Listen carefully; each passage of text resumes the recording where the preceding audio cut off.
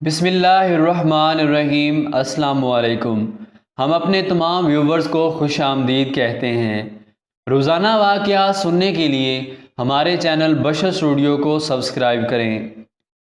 کربلا کے میدان میں جب فرزندان امام علی مقام رضی اللہ تعالی عنہ نے دشمنوں کے ہوش اڑا دیے تو ابن سعد نے اعتراف کیا کہ اگر فریب کاریوں سے کام نہ لیا جاتا یا ان پر پانی بند نہ کیا جاتا تو اہل بیت رضی اللہ تعالی عنہم کا ایک ایک نوجوان پورے لشکر کو برباد کر ڈالتا۔ جب وہ مقابلے کے لیے اٹھتے تو معلوم ہوتا کہ قہر الہی آ رہا ہے۔ اہل بیت رضی اللہ تعالی عنہم کے نو نہالوں اور ناز کے پالوں نے حضرت امام حسین رضی اللہ تعالی عنہ پر اپنی جانیں فدا کیں اور کلمہ حق زبان پر نہ آنے دیا۔ اب حضرت امام رضی اللہ تعالی عنہ کے سامنے ان کے نور نظر حضرت علی اکبر رضی اللہ تعالی عنہ حاضر ہیں۔ میدان میں جانے کی اجازت چاہتے ہیں۔ عجیب وقت ہے، چہیتا بیٹا شفیق باپ سے سر کٹوانے کی اجازت چاہتا ہے اور اس پر اصرار کرتا ہے جس کی کوئی ضد ایسی نہ تھی جو پوری نہ کی جاتی، جس پر نازنین کو کبھی پدر مہربان نے انکاری جواب نہ دیا تھا۔ آج اس کی یہ تمنا، یہ التجا دل پر کیا اثر کرتی ہوگی؟ اجازت دیں تو کس بات کی گردن کٹانے کی؟ شوق شہادت نے شہزادے کو ایسا وارفتہ بنا دیا تھا کہ آپ کو اجازت دینا ہی پڑی۔ حضرت حسین رضی اللہ تعالیٰ عنہ نے اس نوجوان جمیل کو خود گھوڑے پر سوار کیا، ہتھیار خود اپنے دست مبارک سے لگائے، کمر پر پٹکا باندھا، تلوار حمائل کی، نیزہ مبارک ہاتھوں میں دیا۔ ایک جگمگاتا ہوا چراغ بھی آخری سلام کر رہا تھا۔ ان تمام مسائل کو آپ نے اللہ کی رضا کی خاطر بڑے استقبال سے قبول کیا۔ یہ انہی کا حوصلہ تھا۔ آل نبی کا کام تھا، آل نبی ہی کر گئے، کوئی نہ لکھ سکا ادیب ایسی کتاب ریت پر۔ حضرت علی اکبر رضی اللہ تعالیٰ عنہ خیمے سے رخصت ہو کر میدان کارزار کی طرف تشریف فرما ہوئے۔ جنگ کے میدان میں ایک آفتاب چمکا، جوانی کی بہاریں قدموں پر نثار ہو رہی تھیں۔ لشکریوں نے عمر بن سعد سے پوچھا، یہ سوار کون ہے جس کی تجلی نگاہوں کو خیرہ کر رہی ہے، جس کی ہیبت سے جوانوں کے دل ہراساں ہیں؟ کہنے لگا، یہ حضرت حسین رضی اللہ تعالی عنہ کے بیٹے ہیں، صورت و سیرت میں اپنے جد کریم علیہ الصلوۃ والتسلیم سے بہت مناسبت رکھتے ہیں۔ یہ سن کر لشکریوں کو کچھ پریشانی ہوئی، ان کی دلوں نے ان پر ملامت کی، لیکن ابن زیاد کے وعدے اور یزید کے انعام و کرام، مال و دولت کی ہرس نے ایسا گرفتار کیا کہ وہ اہل بیت اطہار کی قدر و شان جاننے کے باوجود اپنے ضمیر کی ملامت کی پرواہ نہ کر کے رسول اللہ صلی اللہ علیہ وسلم کے باغی بنے۔ شہزادہ علی وقار نے مبادر طلب فرمایا تو صف اعداء سے کسی کو بھی جنبش نہ ہوئی، کسی بہادر کا قدم نہ بڑھا۔ معلوم ہوتا تھا شیر کے آگے بکریوں کا ریوڑ ہے جو دم بخود اور ساکت ہے۔ حضرت علی اکبر نے پھر نعرہ بلند کیا اور فرمایا، اے ظالمان جفاکش، اگر بنی فاطمہ کے خون کی پیاس ہے تو تم میں سے جو بہادر ہے اسے میدان میں بھیجو۔ زور بازوئے علی رضی اللہ تعالیٰ عنہ دیکھنا ہے تو میرے مقابلے آؤ۔ مگر کس کو ہمت تھی کہ آگے بڑھتا؟ کس کے دل میں تاب و تواں تھی کہ سامنے آئے؟ جب آپ نے ملاحظہ فرمایا کہ دشمنان خون خار میں سے ایک بھی آگے نہیں بڑھا اور ان کو برابری کی ہمت نہیں ہے کہ ایک کو ایک کے مقابل کریں، تو آپ نے باغ اٹھائی اور آگے بڑھ کر لشکر پر حملہ کر دیا۔ ایک ایک وار میں کئی کئی دیو پیکر گرا دیے۔ دائیں طرف گئے تو سارا لشکر منتشر کر دیا، بائیں طرف پلٹے تو ساری صفیں درہم برہم کر ڈالی۔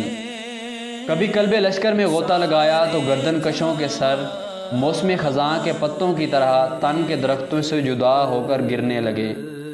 ہر طرف شور برپا ہو گیا، دلاوروں کے دل چھوٹ گئے، بہادروں کی ہمتیں ٹوٹ گئیں۔ کبھی تلوار کا وار تھا، کبھی نیزے کا وار تھا۔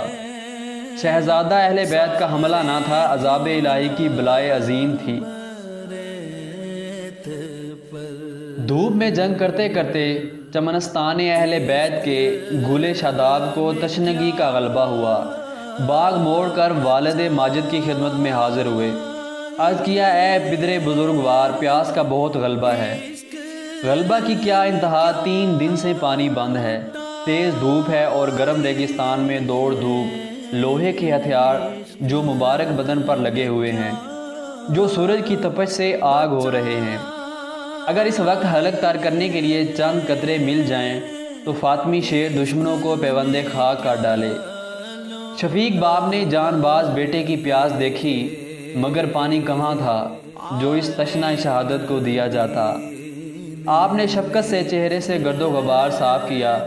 پدر مہربان کی شفقت سے فی الجملہ تسکین ہوئی۔ پھر شہزادے نے میدان کا رخ کیا، پھر صدا دی، کوئی جان پر کھیلنے والا ہو تو سامنے آئے۔ عمر بن سعد نے کہا، بڑی شرم کی بات ہے کہ اہل بیت کا اکیلا نوجوان میدان میں ہے اور تم ہزاروں کی تعداد میں ہو۔ اس نے پہلی مرتبہ مبازر طلب کیا، تمہاری جماعت میں سے کسی کو ہمت نہ ہوئی۔ پھر وہ آگے بڑھا اور تمہاری صفیں درہم برہم کر ڈالیں اور بہادروں کا کھیت کر دیا۔ بھوکا ہے، پیاسا ہے، دھوپ میں لڑتے لڑتے تھک گیا ہے، پھر مبازر طلب کرتا ہے، اور تمہاری تازہ دم جماعت میں سے کسی کو بھی مقابلے کی ہمت نہیں۔ تف ہے تمہارے دعوائے شجاعت و بصالت پر۔ کچھ غیرت مند ہو تو مقابلہ کر کے فتح حاصل کر لو، تو میں وعدہ کرتا ہوں کہ تو نے یہ کام انجام دیا تو اس پر ابن زیاد سے تجھے موصل کی حکومت دلا دوں گا۔ طارق نے کہا، مجھے اندیشہ ہے کہ اگر میں فرزند رسول اور اولاد بطول سے مقابلہ کر کے اپنی آخرت بھی خراب کروں، پھر بھی تو اپنا وعدہ وفا نہ کرے تو نہ میں دین کا رہوں نہ دنیا کا۔ ابن سعد نے قسم کھائی اور پکا قول و قرار کیا۔ اس پر حریص طارق موصل کی حکومت کے لالچ میں گل بستان رسالت کے لیے چلا۔ سامنے پہنچتے ہی شہزادے پر نیزے کا وار کیا۔ آپ نے نیزے کو روک کر طارق کے سینے پر ایسا وار نیزہ مارا کہ پیٹھ سے نکل گیا اور وہ ایک دم سے گھوڑے سے گر گیا۔ آپ نے باکمال ہنرمندی سے گھوڑے کو اینٹ دے کر اس کو رون دیا، اس کی ہڈیاں چکنا چور ہو گئیں۔ یہ دیکھ کر اس کے بیٹے عمر بن طارق کو طیش آیا اور وہ گھوڑا دوڑاتا ہوا آپ پر حملہ آور ہوا۔